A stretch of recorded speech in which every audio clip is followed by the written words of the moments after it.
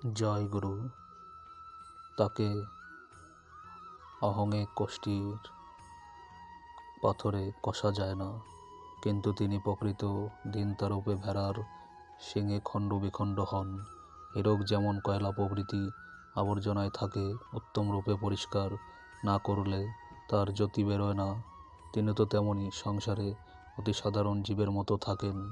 কেবল প্রেমের প্রক্ষালনেই তার দীপ্তিতে জগৎ উদ্ভাসিত হয়। প্রেমই তাকে ধরতে পারে। প্রেমীর সঙ্গ করো, সৎসঙ্গ করো, তিনি আপনিই প্রকট হবে।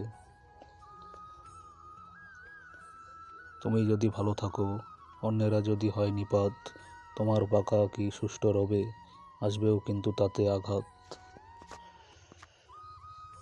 শ্বশুর বাড়ির ঘর করে না এমন তোর মেয়ে যারা, প্রীতিদীপা হয় কি তারা, চরিত্রও হয় ব্যর্থ ভরা। মানুষের সার্থকতা কোথায়?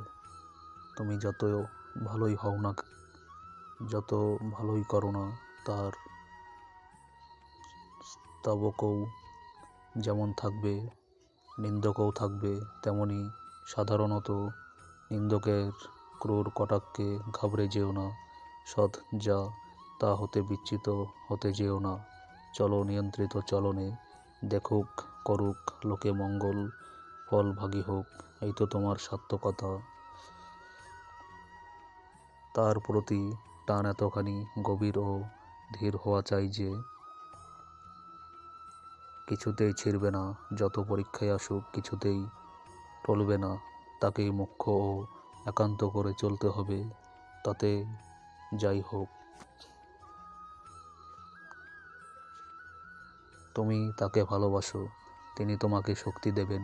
পরমপিতাকে ভালোবাসলে তার আশিস ধারা তোমার চোখ, মুখ, নাক, কান, চলাবলা সবটার মধ্য দিয়ে এমন দ্যুতি বিচ্যুতির করবে যে তুমি যার সংস্পর্শে আসবে সেই তোমার প্রতি মুগ্ধ ও